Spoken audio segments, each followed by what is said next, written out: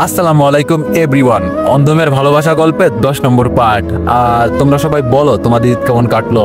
আশা করি তোমাদের ঈদ সবারই ভালো কাটছে, আর তোমাদের দোয়া এবং ভালোবাসায় আমার ঈদ অনেক সুন্দরই কাটছে। তো যাই হোক, তো চলো বেশি কথা না কইয়া গল্প শুরু করা যাক। কিছুক্ষণ খাবার পর আমার মনে হলো জানো আমার গলা জ্বলে যাচ্ছে। কাটা শরীরে মরিচ দিলে যেমন লাগে আমারও ঠিক একই অবস্থা হয়েছে। কোনো কথা বলতে পারছি না, প্লেটে খাবার শুধু নাড়াচাড়া করছি, আর আমার ভেতরটা জ্বলে পুড়ে ছাই হয়ে যাচ্ছে। গলার ভিতরে আগুন জ্বলছে মনে হচ্ছে। আমি এতক্ষণে বুঝতে পারছি পাখি আমাকে আদর করে কেন মাছের মাথাটা দিল। এখানে যে বিষ দিবে তা আমি জানতাম না। আচ্ছা রিয়া আপু, মানুষের বিষের জ্বালা বেশি নাকি প্রতিশোধের বিষের জ্বালা বেশি? পাখি আমার দিকে তাকিয়ে এই কথাটা বলল। রিয়া খাবারের প্লেট থেকে মাথা উঠিয়ে বলল, হঠাৎ এই কথা বললি কেন? খাবারের সময় কোনো কথা না, সবাই চুপচাপ খাও। সবাইকে থামিয়ে দিয়ে রাসেল এই কথাটা বলল। পাখি আমার পিছনে দাঁড়িয়ে বলল, কি হয়েছে ভাইয়া, খান না কেন? আমার মুখ দিয়ে কোনো কথাই বের হচ্ছে না, এত কষ্ট হচ্ছে আমার বলার বাইরে। কিভাবে যে সহ্য করছি সেটা শুধু আমিই জানি। পাখি যে আমার সাথে এমন করবে আমি জানতাম না।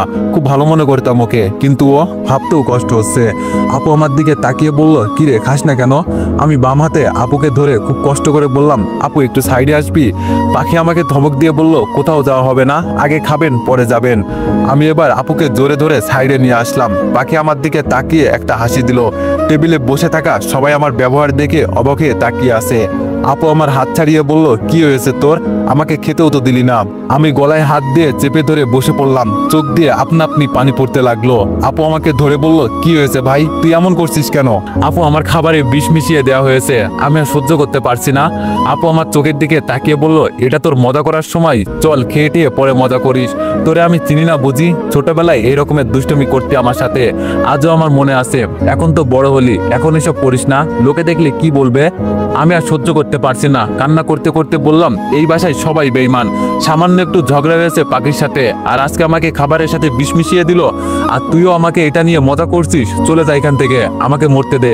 আমি মরলেই তো তোদের শান্তি হবে, তাই না? এবার আপু সিরিয়াস হয়ে কান্নার দৃষ্টিতে আমার দিকে তাকিয়ে বলল, ওকে তো আমি ছাড়বো না, আগে তোরে হাসপাতালে নিয়ে যাই। একটা রিক্সাতে আপু আমাকে ধরে হাসপাতালে নিয়ে যাচ্ছে। হাসপাতাল কাছে থাকার কারণে এতটা দেরি হয় নাই, আমাকে সরাসরি ইমার্জেন্সিতে নিয়ে যাওয়া হয়। ডাক্তার কিভাবে আমার বিষ বের করছে আমি সব দেখতে পাচ্ছি। সবকিছু শেষে ডাক্তার আমার দিকে তাকিয়ে বলল, এখন তুমি বিপদমুক্ত। আর বিষ খেলে কেন? ডাক্তারের কথায় আমি শুধু একটা হাসি দিলাম, এছাড়া আর কোনো ভাষা ছিল না আমার কাছে। ডাক্তার চলে যাওয়ার পর আপু রুমে প্রবেশ করলো। আপু আমার মুখের উপর তাকিয়ে বলল, এখন কেমন লাগছে তোর? আমি বললাম, এই তো একটু ভালো লাগছে। আপু বলল, আচ্ছা এখন বল, পাখি কি তোরে সত্যি? আমি একটু রেগে বললাম, ও আমার কথা বিশ্বাস করছিস না? তবে শোন, আমি খুব সুন্দর করে খাবার খাচ্ছিলাম, আর পাখি যখন মাছের মাথা দিল এরপর থেকে আমার এই অবস্থা। আপু চোখ মুখ লাল করে বলল, আমার ভাইকে বিষ দেওয়া, ওকে আজকে আমি বাড়ি থেকে বের করব, তুই শুধু দেখে যা। আমি হেসে দিয়ে বললাম, এখন তোর একটা আলাদা পরিবার আছে, আমার কথা চিন্তা করিস না। আর তাছাড়া পাখির কোনো দোষ নেই, সব দোষ আমার। আমি কেন এখানে আসছি? বিশ্বাস কর আপু, আমি এখানে আসতাম না, শুধু রিয়ার জন্য এখানে আসা আমার। আপু বলল, ভাই এভাবে বলিস না, আমি বেঁচে থাকতে তোর কিছুই হবে না। তোর দুলাভাইকে বলছি খুব তাড়াতাড়ি চলে আসবে। আমি বললাম, আপু এইসব কথা কাউকে বলার দরকার নেই, বাদ দে, আর বিশেষ করে দুলাভাইকেও না। আপু অবাক চোখে আমার দিকে তাকিয়ে প্রশ্ন করলো, কিন্তু কেন? আমি বললাম, আপু কোনো কিন্তু নয়, আমি যা বলছি তাই কর। আমি চাই না আমার জন্য কোনো ঝামেলায় পড়িস তুই। এর মাঝে দুলাভাই রুমে প্রবেশ করলো। কি হয়েছে দীপু তোমার, হঠাৎ করে হাসপাতালে? আমি আপুকে ইশারা করে বলে দিলাম কিছু একটা বলে কাহিনী শেষ করতে। আপু দুলাভাইকে বুঝিয়ে বলল, হঠাৎ নাকি ওর শরীর খারাপ লাগছে, এর জন্য হাসপাতালে নিয়ে আসা। আর ডাক্তার বলল না খাওয়ার কারণে এই অবস্থা। রাসেল বেশ রেগেই বলল, তোমার কাছে টাকা নাই তাই বলে তুমি আমাদের বাসায় থাকো না, আমাদের বাসায় থেকে তুমি না খেয়ে আসো। ছি, এর থেকে লজ্জার বিষয় আর কি বা হতে পারে? আমি একটু লজ্জা অনুভব করে বললাম, এমনি আপনারা আমার জন্য অনেক করেছেন, তাই আমি আর বাড়তি কোনো কষ্ট দিতে চাই না আপনাদের। রাসেল পকেট থেকে একটা কার্ড বের করে বলল, এখানে অনেক টাকা আছে, যত টাকা তোমার লাগে ইচ্ছা মতো খরচ করো। আমি ফিরিয়ে দিয়ে বললাম, লাগবে না ভাইয়া। রাসেল ধমক দিয়ে বলল, রাখো বলছি, আর আমি ডাক্তারের সাথে কথা বলে আসি। আপু তাড়াতাড়ি রাসেলের হাত ধরে বলল, তোমাকে কিছু বলতে হবে না, আমি ডাক্তারের সাথে কথা বলে আসছি। ডাক্তার বলেছে কালকে সকালে ওকে নিয়ে যেতে। আমি এর মাঝে বলে দিলাম, আপু তোমরা চলে যাও, আর সকালে এসো তাহলেই হবে। রাসেল আপুকে প্রশ্ন করলো, ছেলেটা একা একা থাকতে পারবে? আমি বলি, তুমি চলে যাও, আমি আসি। আমি বললাম, না ভাইয়া, আমি একা একা থাকতে পারবো, আপনারা চলে যান। রাসেল আপুর হাত ছাড়িয়ে বলল, তুমি একটু থাকো, আমি ওর জন্য খাবার নিয়ে আসি, যদি রাতে কিছু খেতে চাই। এই বলে রাসেল বাইরে চলে গেল। আমি বললাম, আপু এই কার্ডটা তুই রাখ, আমার লাগবে না। আপুর হাতে কার্ডটা দিয়ে বললাম। আপু বলল, না তুই রাখ, এটা তোর দুলাভাই দিয়েছে উপহার হিসাবে। আমি একটা হাসি দিয়ে বললাম, আপু আমার কাছে যেই টাকা আছে এগুলো আমার কাছে কিছুই না। আপু বলল, বাবা আমার ভাই দেখি আজকাল খুব বড় লোক হয়ে গেছে। আপুর সাথে কিছুক্ষণ কথা বলতে বলতে রাসেল ভাইয়া চলে আসলো। দেখতে দেখতে আপু আর দুলাভাইও আমাকে রেখে চলে গেল। একা একা শুয়ে চিন্তা করছি, আমার সাথে কেন এমন হয়, কি অপরাধ ছিল আমার। সকালে ঘুম থেকে উঠে বেডে শুয়ে শুয়ে ফোনে গেম খেলছি। কি খবর দীপু, কেমন আছো? তাকিয়ে দেখি রিয়া আর সাইমন এসেছে। আর ভিতরে ঢুকতে ঢুকতে রিয়া এই কথাটা বলল। আমি মাথা ঘুরিয়ে বললাম, এই তো ম্যাম, অনেকটাই ভালো। রিয়া এবার রেগে বলল, আমাদের বাসায় থেকে তোমার খাবারের অভাব হয়, লোকে শুনলে কি বলবে? সি, তুমি আমার বডিগার্ড, আমাকে তো একবার বলতে পারতে। মানলাম তোমার পকেটে টাকা নাই, আমাকে বললে কি হতো। রিয়ার সাথে সাইমন তাল মিলিয়ে বলল, রিয়া তো ঠিকই বলেছে, নইলে আমাকে বলতে, তুমি আমার গার্লফ্রেন্ডের বডিগার্ড, তোমার একটা আলাদা সম্মান আছে আমার কাছে। মনে মনে বললাম, সম্মান তোর পেছন দিয়ে থাক, বললাম না, এটা পাবলিক প্লেস, পরে জনগণ আমাকে ধরে কেলাবে। এবার আমি একটু অপরাধ বোধ হয়ে বললাম, সরি ম্যাম, লজ্জায় কিছুই বলতে পারিনি আপনাদের। থাক থাক, আর লজ্জা পেতে হবে না। রিয়া সাইমনের হাত ধরে এই কথাটা বলল, যেটা দেখে আমার শরীর জ্বলে যাচ্ছে। আমি বললাম, আজকে কোথাও কি যাওয়া হচ্ছে ম্যাম? কোথায় যাবো আর না যাবো সেটা শুনে তুমি কি করবে? রাগে সুরে সাইমন এই কথাটা বলল। আমি রিয়ার দিকে তাকিয়ে বললাম, কোথাও যাবেন কি যাবেন না সেটা দেখার বিষয় আমার না, আমি শুধু ম্যামের বডিগার্ড, তাই ওনার খোঁজ খবর নেওয়া আমার কর্তব্য। রিয়া একটা হাসি দিয়ে বলল, এই না হলে আমার বডিগার্ড অসুস্থ হয়েও আমার খোঁজ খবর রাখে। আমি রিয়ার দিকে তাকিয়ে বললাম, ম্যাম আপনার সাথে আমার আলাদা কিছু কথা ছিল। সাইমন বলে উঠলো, হ্যাঁ তো বল, তোরে কে না করছে? আমি বললাম, আপনার সামনে বলবো না, এটা ম্যাম আর আমার বিষয়। রিয়া সাইমনকে শান্ত করে বলল, তুমি একটু বাইরে যাও, আমি আসছি। চোখ মুখ লাল করে সাইমন বলল, কিন্তু। রিয়া সাইমনকে বের করে দিয়ে বলল, 5 মিনিট দাঁড়াতে পারবে না? একটু অপেক্ষা করো বেবি। সাইমনকে বিদায় করে রিয়া রুমে ঢুকলো। আমার দিকে তাকিয়ে বলল, সত্যি করে বল তোর কি হয়েছিল? আমি বললাম, এই তো ম্যাম, না খাওয়ার কারণে। রিয়া এবার চোখ লাল করে বলল, ডাক্তার যে বলল। আমি হতাশ হয়ে বললাম, তাহলে সব জেনেই গেলেন? রিয়া বলল, তুই কি মনে করছিস আমি কিছুই জানবো না? আমি বললাম, বলতে চাই নাই, যদি কোনো ঝামেলা হয়ে যায়, আর আমি চাই না অযথা কোনো ঝামেলায় জড়াতে বা ঝামেলায় কাউকে ফেলতে। রিয়া বলল, তোর খাবারের মাঝে বিষ দেওয়া হয়েছিল।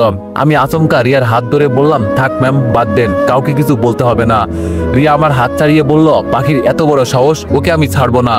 এর মাঝে আমার জানালার কাছে চোখ পড়লো, দেখি সাইমন ভিতরে তাকিয়ে আছে, দেখছে আমরা কি করছি। এই তো সুযোগ পেয়েছি, এটা কাজে লাগাতে হবে। আমি এবার রিয়ার হাত আমার হাতের মাঝে মুঠো দিয়ে ধরলাম। এটা দেখে রিয়া চোখ বড় বড় করে আমার দিকে তাকিয়ে আছে। আমার দিকে ইশারা করে তাকিয়ে বলল, হাত ধরলেন কেন? আমি একটু অভিমান সুরে বললাম, ম্যাম পাখিকে মাফ করে দেন, ও একটা অবুঝ মেয়ে, এত কিছু হয়তো বুঝতে পারে নাই। রিয়া বলল, আচ্ছা সেসব পরে দেখবো, আগে তুই আমার হাত ছাড়। আমি রিয়ার হাত ছেড়ে জানালার দিকে তাকিয়ে দেখি সাইমন রেগে ফায়ার হয়ে আছে। আরে শালা, আমিও তো এটাই চাইছিলাম, মজা তো আরো বুঝবি। রিয়া বলল, কিন্তু পাখি তোর সাথে এই কাজ করলো কেন? আমার তো এটা মাথায় আসছে না। আমি বললাম, ওই যে বলছি ওকে ভালোবাসতে পারবো না, এটাই হয়তো আমার দোষ ছিল। রিয়া বলল, ওর বিচার আমি দেখ কিভাবে করি। আমি বললাম, বলছি তো ম্যাম, থাক বাদ দেন। আর একটা কথা, এত সকাল সকাল আপনারা কোথায় যাচ্ছেন? রিয়া বলল, এই তো একটু ঘুরতে যাব। আমি বললাম, ম্যাম আজকে যাবেন না? এমনি আমি নাই, বলা তো যায় না কখন কি হয়। রিয়া বলল, আরে না, এই নিয়ে তোর চিন্তা করতে হবে না, আমি খুব তাড়াতাড়ি ফিরে আসবো। আমি বললাম, তবে ভাইয়ার কাছে বলে যান। রিয়া বলল, বলছি। আমি বললাম, আরেকটা কথা বলতেই ভুলে গেছি। রিয়া চলে যেতে চাইছিল, কিন্তু আবার পিছনে ফিরে বলল, কি? আমি বললাম, থাক ম্যাম, আপনার এই খুশিতে দুঃখের খবর দিয়ে লাভ নেই। রিয়া বলল, আরে বল, কি বলতে চাস? আমি বললাম, ম্যাম দীপুকে মারা হয় নাই, ও আবার ফিরে আসছে এই শহরে। রিয়া চোখ বড় বড় করে আমার দিকে তাকিয়ে বলল, কি? আমি বললাম, ম্যাম আপনি যেটা শুনছেন সেটাই সত্যি, ও কালকে আমাকে কল করছিল। রিয়ার মুখে কোনো কথা নাই, চুপ করে দাঁড়িয়ে আছে, কি বলবে হয়তো ভাবতেও পারছে না। এমন একটা খবর আমার কাছ থেকে পাবে হয়তো আশা করে নাই। এর মাঝে সাইমন রুমে ঢুকে বলল, কি হলো রিয়া, এত দেরি হচ্ছে কেন? রিয়া এবার একটু ভয় পেয়ে বলল, কি হয়েছে? সাইমন আবার বলল, আমরা যাবো কখন, দেরি হয়ে যাচ্ছে তো। এই কথা বলে সাইমন রিয়ার হাত ধরে বাইরে নিয়ে যাচ্ছে। তবে রিয়া আমাকে কিছু বলতে চাইছে, হয়তো সাইমনের জন্য বলতে পারছে না। তবে আমি এটা শিওর, আজকে আর রিয়ার মনে কোনো আনন্দ থাকবে না। যেখানেই থাকুক না কেন, খুব তাড়াতাড়ি বাসায় চলে আসবে। যেই খবর দিলাম না, এটাই নিয়ে সারাদিন চিন্তা করবে। রিয়া আর সাইমন বাইরে চলে গেল। এর মাঝে বন্যা ফোন করে বলল, চলে আসছে নাকি বাংলাদেশে। আবার ঘড়ির কাঁটায় তাকিয়ে দেখি তানিয়ার সাথে দেখা করার সময় হয়ে গেছে। কোনটা রেখে কোনটা করব কিছুই মাথায় আসছে না। আবার আমি হাসপাতালে, কি করা যায়? হঠাৎ করে পাখি রুমে প্রবেশ করলো। ওকে দেখে আমি শোয়া থেকে উঠে পড়লাম। পাখি কিছু বলার আগে আমি বলে দিলাম, কি এখানে কেন এসেছেন? আমাকে আবার মারতে চান? পাখি মুখে হাসি টেনে বলল, তোমায় মারবো না, তবে এখানে আসলাম এজন্যই যে এতটা বিষ খাওয়ার পরেও একটা মানুষ কিভাবে বেঁচে যেতে পারে তাই দেখতে এসেছি। আমি বললাম, আমি তোমার কি ক্ষতি করেছি এমন যে আমাকে মারতে চাও? পাখি বলল, তোরে আমার এখন এই দুই চোখে দেখতেও ইচ্ছা করে না। আমি বললাম, দেখতে ইচ্ছা না হলে এখানে আসলে কেন? আমি তোমাকে বলছি এখানে আসতে। পাখি বলল, এখানে আসলাম এই কারণে, আমি যে তোর খাবারের মাঝে আমি বিষ দিয়েছি এই কথা কাউকে বলবি না। আমার কাছে দাঁড়িয়ে পাখি এই কথা বলল। আমি বললাম, ও এটা বলতে এখানে আসছো? তাহলে শোনো, একটা কথা বলি, আমি তোমার খারাপ চাই না। আমি মনে করি তুমি পিচ্ছি একটা মেয়ে, আর তোমার ভিতরে যে এত কিছু ভরা আছে সেটা আমি জানতাম না। পাখি বলল, আমি এখনো তোরে বলছি আমার ভালোবাসা গ্রহণ করে নে, শেষ একটা সুযোগ দিলাম। আমি বললাম, ও আমাকে হুমকি দেওয়া হচ্ছে বুঝি? পাখি রেগে বলল, যেটা তোর মনে হয় আমি সেটাই দিচ্ছি। আমি বললাম, ভালোবাসতে হলে সুন্দর একটা মনের প্রয়োজন, যেটা তোমার ভিতরে নাই। আর কি বলবো, তোমার সাথে কথা বলে আমার সময় নষ্ট করে অযথা লাভ নাই। আমার অনেক কাজ আছে, একা একা এখানেই থাকো তুমি, আমি গেলাম। পাখি আমার গেন্দিতে টান দিয়ে বলল, এই কই যাস? এখনো তো অনেক কথা বাকি আছে। পাখির হাত ছাড়িয়ে বললাম, আমাকে মেরেও কি তোমার শান্তি হবে না? আমি বলছি আমি তোমাকে ভালোবাসতে পারবো না, আমার গার্লফ্রেন্ড আছে, এরপরও কেন আমার পিছনে পড়ে আসো? পাখি আমার চেহারার দিকে তাকিয়ে বলল, তোরে আমার মোটেও এতটা পছন্দ নয়, তবে আমার ভিতরে একটা জিদ এসে গেছে। তুই আমার মতো একটা সুন্দরী মেয়ের প্রপোজ কিভাবে গ্রহণ করিস না, এটা তো আমারও দেখার আছে। মানুষের মাথা খারাপ হয় ঠিক আছে, কিন্তু তাই বলে তার একটা সাধারণ নলেজ থাকে, আমার মনে হয় সেটাও তোমার ভিতরে নাই। পাখি বলল, আমার ভিতরে কি আছে না আছে সেটাও কি তোকে আমাকে দেখাতে হবে? আমি রেগে রুম থেকে বের হয়ে ডাক্তারের সাথে কথা বলে সবকিছু মিটমাট করলাম। বাইরে এসে দেখি পাখি আবার দাঁড়িয়ে আছে। ওকে দেখে আবার মেজাজ গরম হয়ে গেল। এমনি আমার সময়ের অভাব, এর মাঝে এই মেয়ে আমার মাথা খারাপ করে ছাড়বে দেখছি। আমি এবার ওর দিকে এগিয়ে গিয়ে বললাম, এখন আবার কি চাই? পাখি আমার দিকে তাকিয়ে একটা হাসি দিয়ে বলল, কি চাই আবার? চল একসাথে বাসায় যাই। আমি বললাম, সরি, আমার জন্য আমার গার্লফ্রেন্ড অপেক্ষা করছে, যা দূরে গিয়ে মর। পাখি এবার অবাক হয়ে বলল, রিয়া আপু তোর জন্য অপেক্ষা করবে? আমার তো বিশ্বাসই হচ্ছে না। আপু যদি জানে তুই দীপু, তোর কি অবস্থা করবে একবার ভেবে দেখেছিস? আমি বললাম, আমার কথা না হয় বাদই দিলাম, কিন্তু রিয়া জানে তুমি আমার খাবারে বিষ দিয়েছো, এখন বুদ্ধি করো এই বিপদ থেকে কিভাবে বাঁচবে। হ্যাঁ বাই। এই কথা বলে আমি দূরে সরে গেলাম। আর পাখি একা একা দাঁড়িয়ে আছে। মনে মনে চিন্তা করছি, সাধারণ একটু প্রতিশোধ নিতে কি না করলো এই মেয়েটা। মাঝে মাঝে ওকে দেখেও আমার ভয় করে, কখন কি জানি করে বসে, পাগল দিয়ে বিশ্বাস নাই। হঠাৎ দেখি ফোনটা বাজতেছে, মনে করছি বন্যা কল করেছে, কিন্তু না, আননোন নাম্বার থেকে এসেছে। ফোনটা রিসিভ করতেই ওপাশ থেকে বলল, কিরে দীপু, কই তুই? আমি বললাম, আপু নাকি? আপু বলল, আমি। হাসপাতালে কি আসবো তোকে নিতে? আমি বললাম, না আপু, আসা লাগবে না, তবে একটা হেল্প করতে হবে, পারবি? আপু বলল, বল কি করতে হবে? আমি বললাম, এখান থেকে এয়ারপোর্টে চলে যা, ওখানে বন্যা নামের একটা মেয়েকে পাবি, আমার ফ্রেন্ড হয়, আর আমি ফোন করে ওকে তোর কথা বলে দিব। আমি একটু এক জায়গায় যাব, এজন্য তুই ওকে নিয়ে আসবি। আপু একটু রাগে সুরে বলল, তোর মাথা খারাপ হয়েছে? এই অসুস্থ শরীর নিয়ে আবার কই যাবি? আমি বললাম, এই তো একটু তানিয়ার সাথে দেখা করতে যাব। আপু বলল, কি? আমি বললাম, জি আপু, আর তুই বন্যাকে নিয়ে আমাদের বাসায় থাকতে দিবি, বলবি তোর বান্ধবী, আর আমি পরে সব দেখে নিব। আপু বলল, আচ্ছা সেই সব নয় বুঝলাম, কিন্তু ভাই তুই তানিয়ার সাথে কি করতে যাচ্ছিস? এই মেয়েটা কিন্তু এতটাও ভালো না। আমি বললাম, আমি সব জানি বোন, আমাকে তোর কিছুই বলতে হবে না, ও আমার এক্স ছিল, আমার সব মনে আছে, ওর সব খেলা আজকের ভিতরেই শেষ করতে চলছি, তুই করে চিন্তা করিস না। আপু বলল, কিন্তু ভাই। আমি বললাম, কোনো কিন্তু নয়, আমি সব পারবো, তোরে যেই কাজে যেতে বলছি যা, ও দাঁড়িয়ে আছে। কথা বলতে বলতে তানিয়ার দেওয়া রেস্টুরেন্টে চলে আসলাম। ভিতরে গিয়ে দেখি একটা মেয়ে সবুজ শাড়ি পরে বসে আছে, পিছন থেকে মুখটা দেখা যাচ্ছে না। আমি আস্তে আস্তে হেঁটে ওর কাছে চলে গেলাম। কাছে গিয়ে দেখি তানিয়া কফি খাচ্ছে আর ফোনে কি জানি করছে। আমি বললাম, কি খবর মিস তানিয়া? তানিয়া পাশে কফির মগটা রেখে আমার দিকে রাগী দৃষ্টিতে তাকিয়ে বলল, এতক্ষণ আপনার সময় হলো আসার? আমি প্রায় 40 মিনিট ধরে বসে আছি। আমি বললাম, এত সময় ধরে বসে আছেন, চলে যেতেন। তানিয়া আবার মুচকে এসে বলল, চলে তো ঠিকই যেতাম, তবে আমার পুরোপুরি বিশ্বাস ছিল আপনি এখানে আসবেন। আমিও হেসে বললাম, ধন্যবাদ আপনাকে, আর আমি সরি আপনাকে বসিয়ে রাখার জন্য। তানিয়া বলল, আপনাকে দেখে এতটা চিন্তিত মনে হচ্ছে কেন? আমি বললাম, আসলে হয়েছে কি, একটু লজ্জার ভান করে বললাম। তানিয়া খুব মায়াবী চোখে আমার দিকে তাকিয়ে বলল, কি হয়েছে সত্যি করে বলুন। আমি বললাম, আসলে আপনার সাথে দেখা করব এটা একটা আনন্দের বিষয় ছিল, আজকে সারা রাত আপনাকে নিয়ে স্বপ্ন দেখছি, এজন্য এই অবস্থা।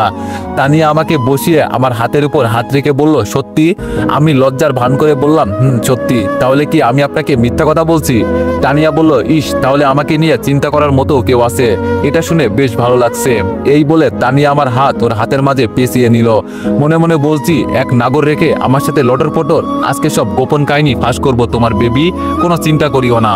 তানিয়া আমার হাতে চিমটি দিয়ে বলল, এই কি চিন্তা করো বেবি?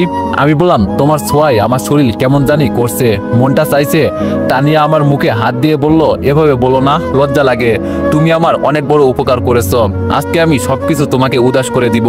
চিন্তা করিও না, যা চাই তাই পাবে। তার আগে কিছু খেয়ে নি। আমি এবার খুশি মনে বললাম, সত্যি বলছো তানিয়া? তানিয়া আমার দিকে তাকিয়ে বললাম, তবে একটা সত্য আছে। আমি বেশ আগ্রহে নিয়ে বললাম, বলো, আমি সব মানবো। তানিয়া বলল, তোমার সাথে সব হবে, তবে আজকের পর থেকে আমার কাছে কিছুই চাইবে না।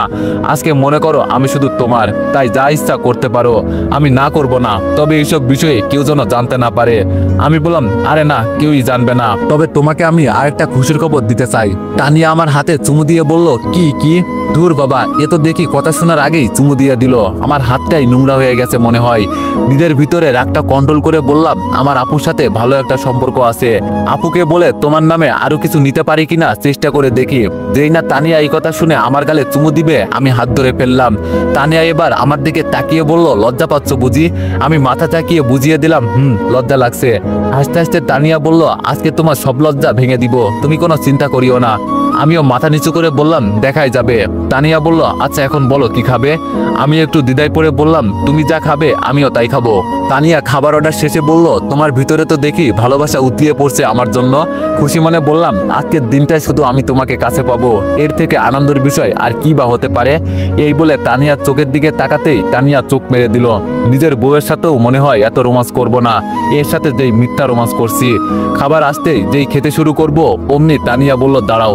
আমি থেমে ওর দিকে তাকিয়ে বললাম, তোমার আবার কি হয়েছে? তানিয়া সামনে বসা ছিল, ওখান থেকে উঠে আমার পাশে এসে বসলো।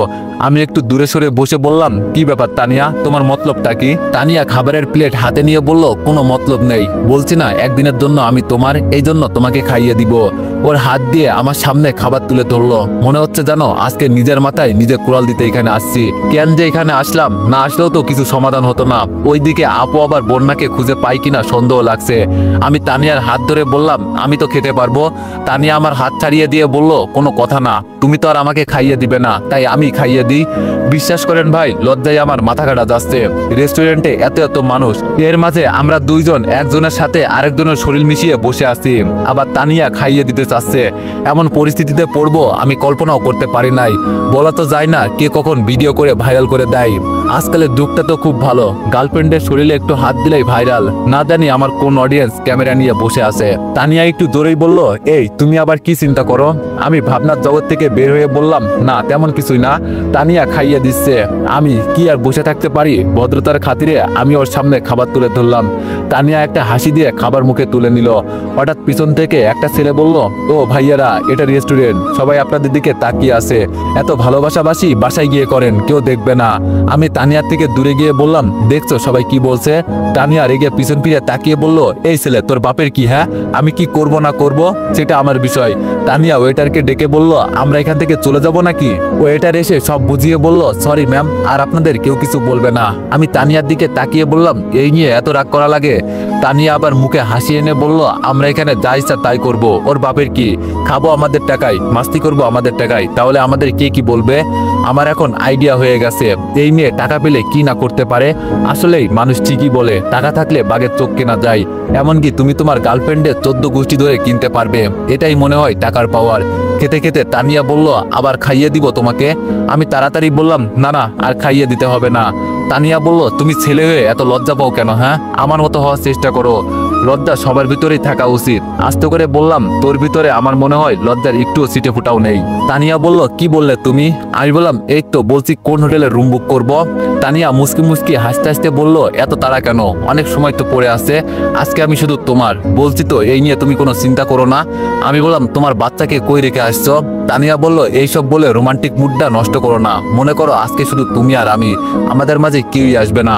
আমি বললাম, আচ্ছা তানিয়া, আপু কখন বলতে সবকিছু লিখে দিবে?